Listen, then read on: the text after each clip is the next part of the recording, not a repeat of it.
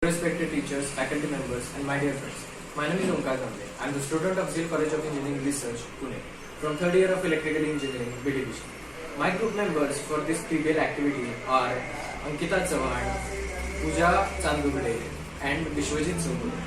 The PBL is guided by SS Amle sir, and our PBL activity is based on the topic of Python programming.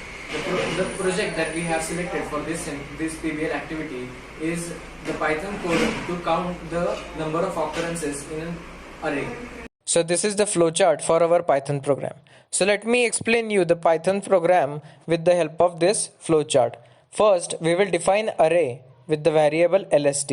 Then we will define input X, in which we will store the number whose number of occurrences is to be checked.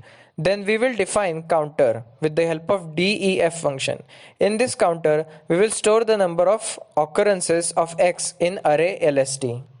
Then we will assign 0 value to the count variable. This count variable will be used to save the number of occurrences in the for loop, and this value will be then returned to the counter that we have already defined. Then we will initiate a for loop. In this for loop, we will check the every single value stored in the LST array with the help of element ELE.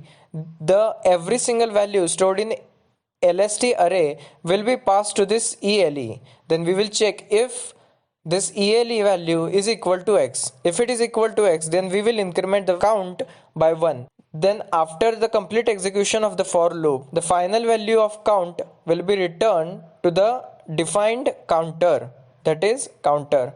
And with the help of print function, we will show the X input is occurred counter times in the list that we have given.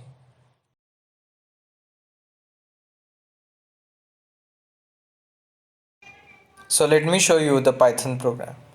Here, first we will assign LST a random variable in which we will store a random numbers array. Then we will assign X variable in which we will store any number to be checked from the array. Here we are using 8. Then we will define the counter with the help of def function. In this counter, we will store the number of occurrences with the help of certain set of instructions. First, we will assign the 0 value to the count. Then we will initiate a for loop as shown in the flowchart. Here, every single value from LST will be passed to the ELE, and the ELE will be checked with the help of if function.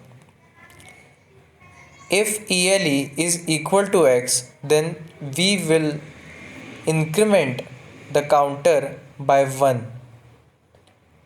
And if ELE is not equal to X, then we will again run the for loop. After the end of the for loop, we will return the value of count to the counter that we have already defined. Then we have to show the result. We will show the result with the help of print function and with the help of curly bracket and format function. The values from the format will be shown in the curly bracket. First value will be X and the second will be the number of occurrences. So let's run this program. So as we can see, the 8 is shown to be occurred 3 times in the given random number of list. As we can see in the list, the total number of 8 occurred is 3. So let me add 3 more terms of 8 and see if the result of this Python program are accurate or not. So as I have added 3 more 8 in the list array, let's run this program again. So as you can see, it shows the 8 is occurred 6 times in the Python program.